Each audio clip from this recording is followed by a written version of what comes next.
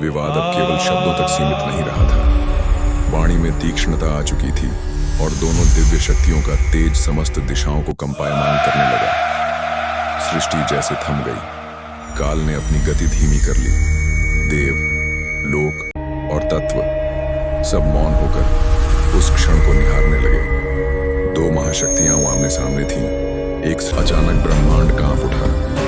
दोनों के मध्य एक असीम अग्निस्तंभ प्रकट हुआ, सूर्य से भी अधिक तेजस्वी। न उसका आदि दिखाई देता, न अंत। वह आकाश और लोकों को भेदता हुआ अनंत तक जा रहा था।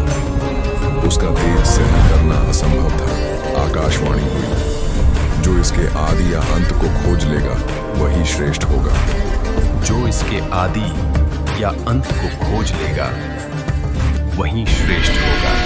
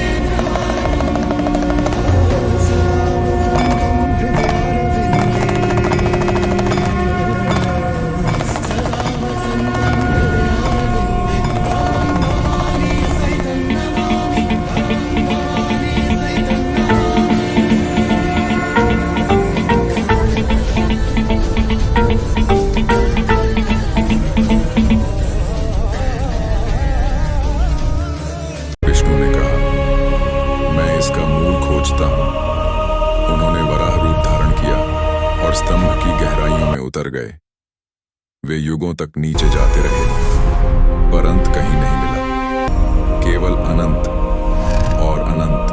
भगवान ब्रह्मा बोले, मैं इसका शिखर खोजता हूँ। उन्होंने हंस रूप धारण किया और ऊपर की ओर उड़ चले। वे भी युगों तक उड़ते रहे, पर शिखर दिखाई नहीं दिया।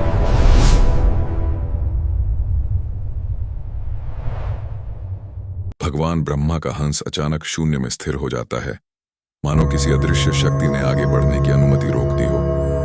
चारों ओर न दिशा का बोध, न गति का संकेत, केवल एक विराट निस्सीम मौन। और तभी उनकी दृष्टि के सम्मुख प्रकट होता है एक अद्भुत केतकी वृक्ष, जो अनंत आकाश में फैला हुआ है। उसकी जड़ें शून्य में लटकी हैं, शाखाएं लोकों से भी परे विस्तृत हैं। उन पर प्रकाश नहीं चमकता, बल्कि समय स्वयं प्रवाहित हो रहा है, मानो युग, क्षण और कल्प तरल बनकर उसकी नसों में बह रहे हों। वह वृक्ष कोई साधारण वृक्ष नहीं, वह सृष्टि के रहस्य का मौन साक्षी प्रतीत होता है। भगवान ब्रह्मा धीरे उतरते हैं। उनके चरण किसी सतह को नहीं छूते, फिर भी वे रुक जाते हैं। एक दिव्य पुष्पासन पर देवी केतकी ध्यानमग्न। ना कोई आभा, न चमत्कार, सिर्फ मौन, जो जैसे स्वयं उत्तर हो।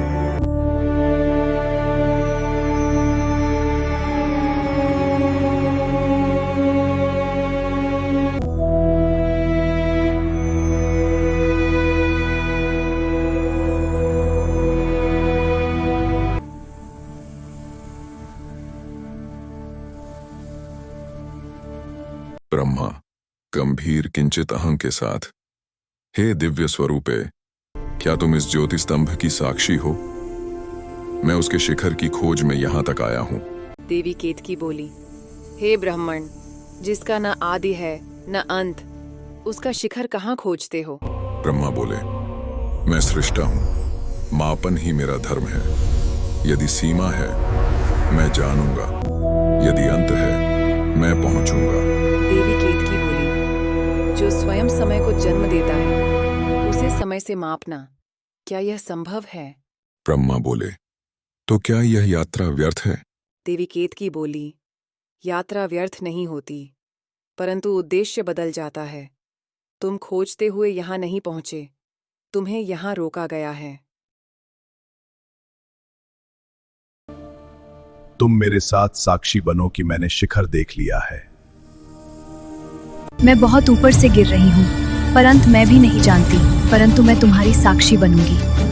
दोनों देवता वापस लौटे।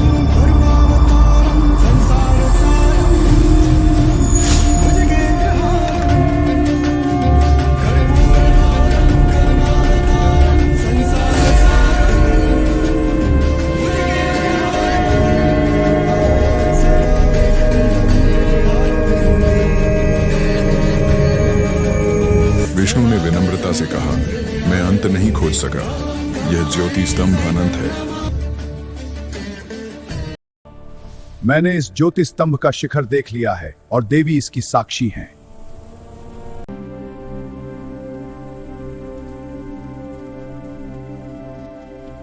तभी उस ज्योति स्तंभ से प्रकट हुए भगवान शिव, अनंत, तेजोमय, कालातीत। शिव बोले, यह ज्योति मेरा अनंत स्वरूप है, न इसका आदि है न अंत। शिव ने विष्णु से कहा, हे विष्णु, तुमने सत्य स्वीकार किया, इसलिए तुम सदैव पूजनीय रहोगे। ब्रह्मा, तुमने असत्य कहा, अतः आज से पृथ्वी पर तुम्हारी पूजा नहीं होगी।